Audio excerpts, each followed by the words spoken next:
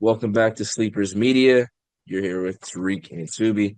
We are recapping UConn and Marquette after UConn gets a big win and sweeps the season series against Marquette at home.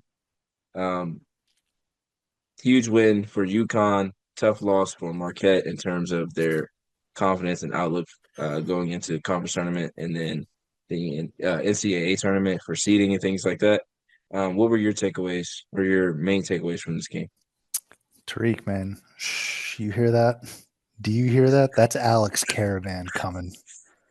That's Alex Caravan coming around the corner, my man. He has been underwhelming this season, but I said in the preview if there's one guy who has bought up potentially all the goodwill in the state of Connecticut, it's Alex Caravan because all that guy knows is championships. All right. And he's been such a key cog in doing that. And like I said, he hasn't been great this season, but I swear that man saw the calendar flip to March and he said, all right, it's go time. Alex Caravan was sensational in this game. All right. He had 21 points, 7 rebounds, and he hit essentially the game winning shot, right? Yeah. UConn was up one coming out of a timeout. I'm pretty sure the play was designed for Caravan, and he passed the ball to Terrace Reed. And I mean, Terrace got doubled. They collapsed on him. But also, a part of me was like, if I'm Terrace Reed, I'm sure Terrace Reed would say this. Like, what the hell are you doing, dude? Just you're on Yeah. fire. Take the ball back. And it wasn't a desperation shot by any stretch of the imagination, but the shot clock was winding down. Caravan drills it. My biggest takeaway is that he's back, and they were incredibly balanced in this game. All five starters, Tariq, hit double figures. But when you have the seasoned vet, the guy who's kind of been emblematic of this UConn program all season, they have been a little underwhelming. And my only key call out was like, hey, let's treat Marquette, who's kind of been underwhelming as well. They're just not getting the same notoriety. But man, Alex Caravan is delivering right now, and that's a bit of a scary proposition for the rest of the country. Yeah, I'd agree. I one of my main takeaways was just that UConn is used to playing in these kinds of games, is used to winning these kinds of games, and Marquette isn't. Um, we've seen the two drastic differences in outcomes for both teams in the last couple of seasons. Obviously, UConn has won back-to-back championships. Marquette has not done so, hasn't been great in the tournament. So when you get to these kinds of games late in the season, there's always something that UConn can fall back on. It's like, okay, we've been in this type of game. Like Alex Caravan can say, hey, I've been here before. This is not new to me. Now, while it may not necessarily be new to Marquette, winning these games would be new to them. So that's why I felt like this game was so important for them. And they had a they had a really good chance to win this game. I think at the end of the game, it came down to shot making, and they just couldn't make enough shots. Um, I think both offenses played pretty well, especially in the first half. Both teams almost shot over 50%.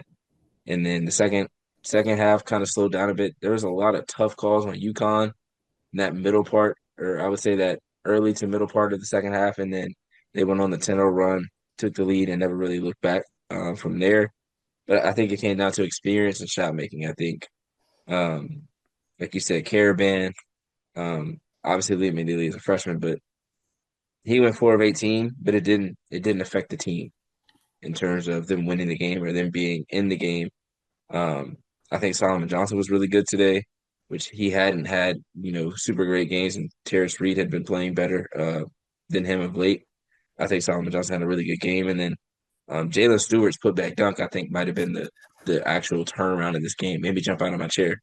Because I was like, oh, that might have been a shot clock. And then while I'm saying that might have been a shot clock, he's dunking on his head, and I'm like, and I'm like, all right, let's reel it back in. Um, but I think that was the turning point. Would you agree with that?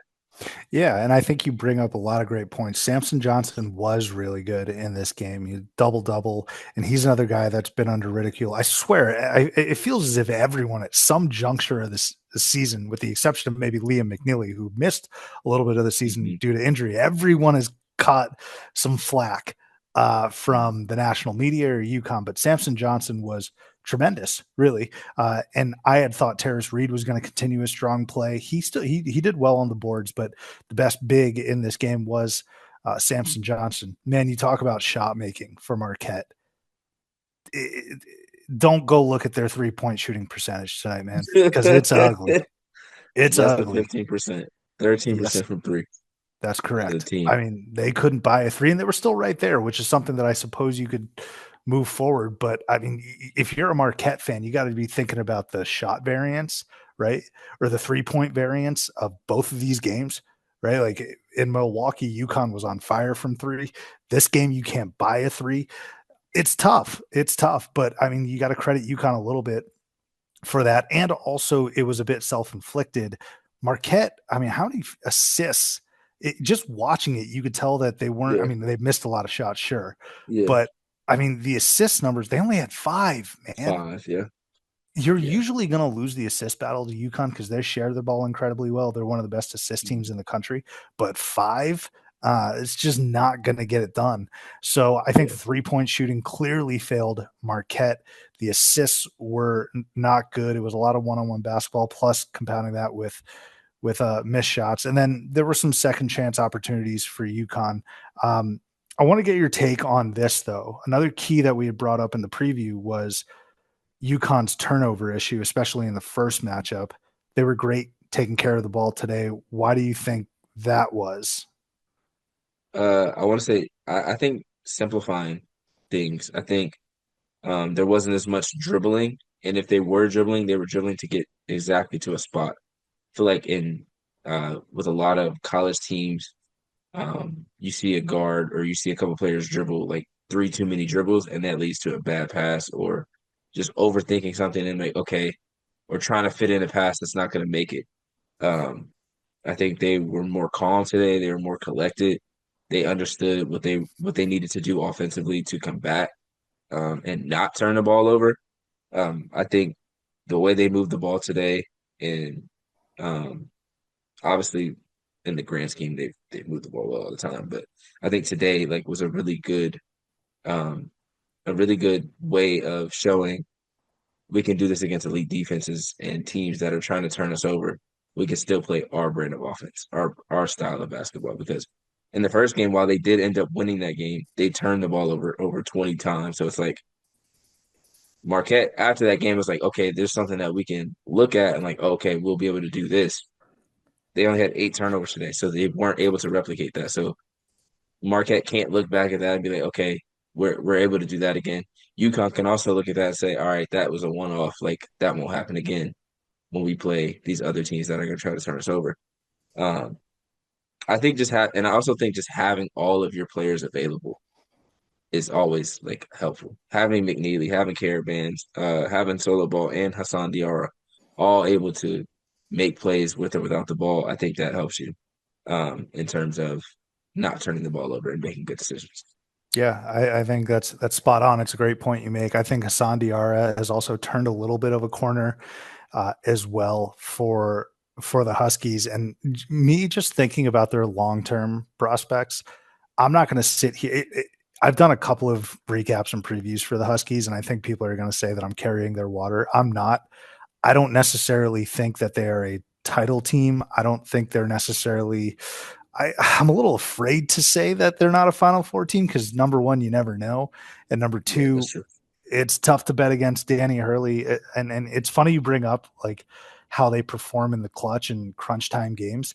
It's in the regular season. It's in the Big East tournament because Mhm. you look at their past two tournament runs, they just beat the brakes off of teams. Yeah, Like yeah. no one Games really aren't close. challenges them in the tournament. But if I'm looking at them for this upcoming tournament, man, like it wouldn't shock me if they get out of the opening weekend and then you're in the Sweet 16.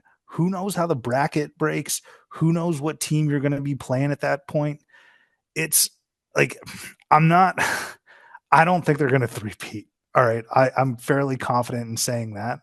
But again, I got to see the bracket. I'm not 100% sure they're not going to go back to the Final Four. Like it's still too early for me. It's still too Yeah, early when they're playing like this, when they're locked in defensively like they were, and they get this incredible balance.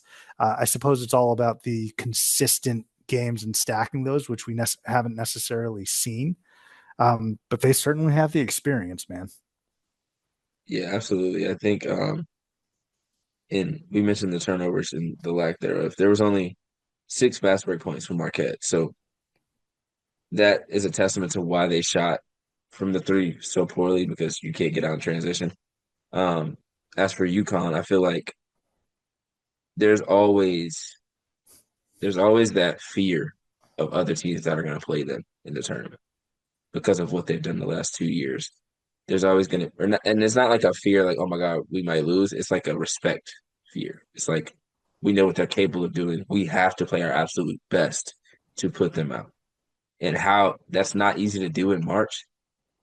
And if you have to play a team that has the experience advantage and knows exactly what they want to do and can execute that against anyone, that's a hard team to beat in a one game situation on a neutral site.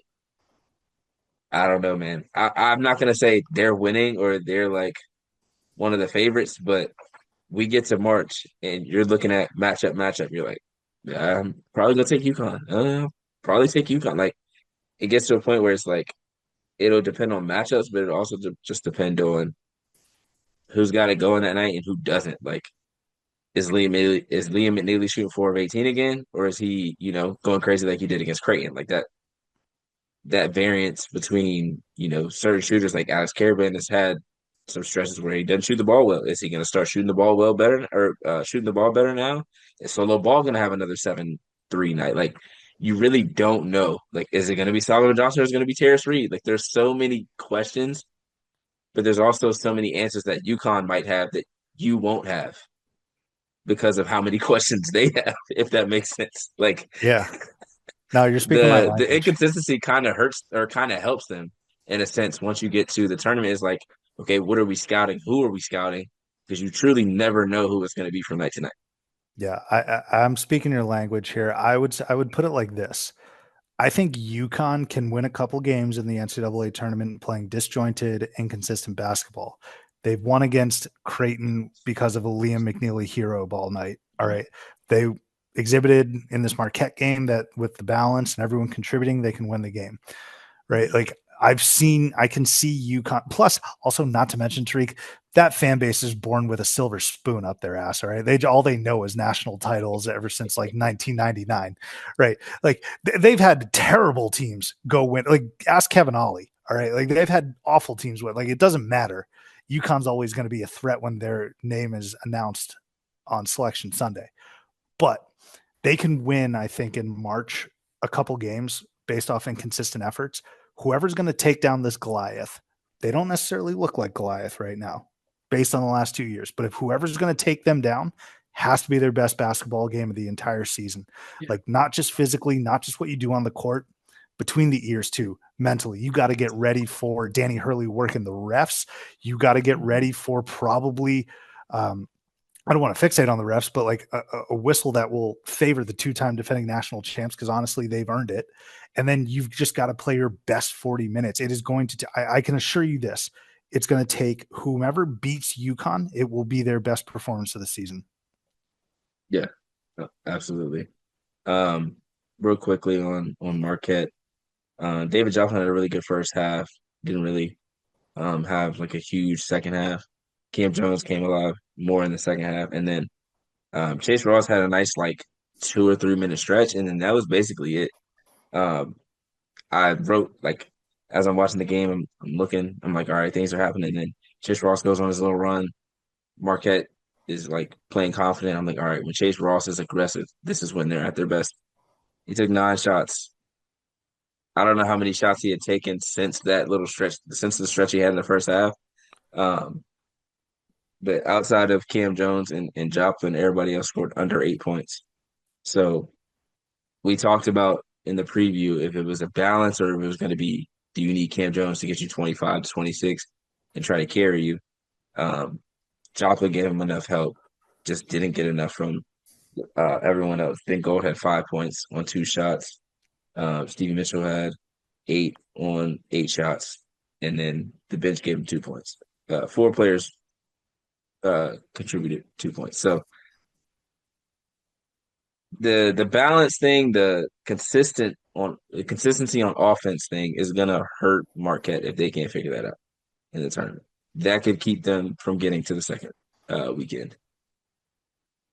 No, In your opinion, what do you think, or who do you think is like the most important player outside of Cam Jones for this team?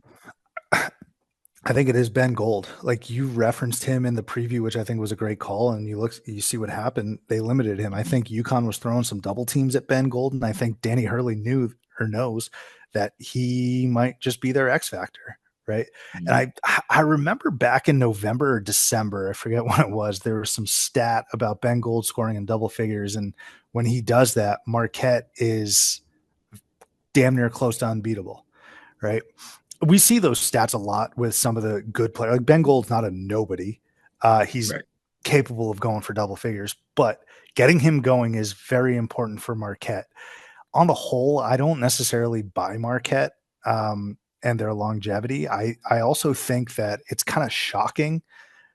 It's not getting enough play, Tariq, that they are behind St. John's, who is a wild story in and of itself, and then Creighton, who was awful non-conference, right? You thought this Marquette team could, at a point in the season, run away with the Big East, and it just hasn't necessarily broken out that way. Like they're not bad; they're a good team. Shaka Smart's a great coach, and who knows? I might be eating my words. I just don't necessarily see it. But to answer your question, I think Ben Gold is the guy if Marquette's going to make another big run because right now they're just kind of they're honestly kind of under the radar right now, Tariq. Like Mhm. this time of year, we love talking about the the cream of the crop and like bubble teams, right? We love talking about the Dukes and Auburns who are world beaters essentially, and then we love talking about, oh, who can be the next NC State potentially, or Mhm. who's a bubble team that can make a run. We don't necessarily talk about like the really solid teams, which is Marquette, who's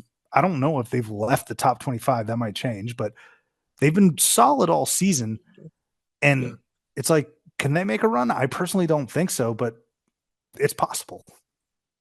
Yeah. If they are gonna make that run, I think they have a play. It has to be where like Cam Jones gives you 18 and 19, and then everyone else gives you 10 to 12. Maybe Joplin gives you 14, 15, maybe 16.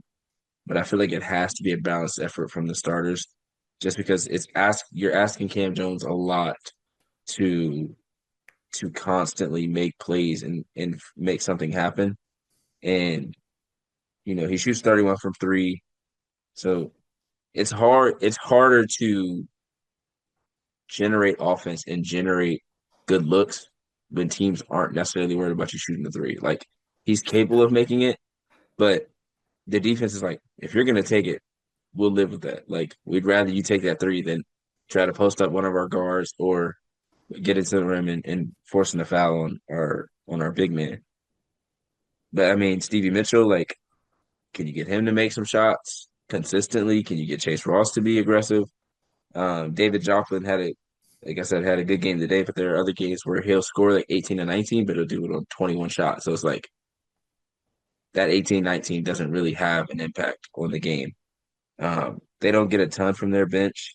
They did have a couple of big games from Zay Lowry, but it's like, I don't know. At this point, I'm not sure they can count on that. So literally, it's coming down to all five starters and what they give you from any given game.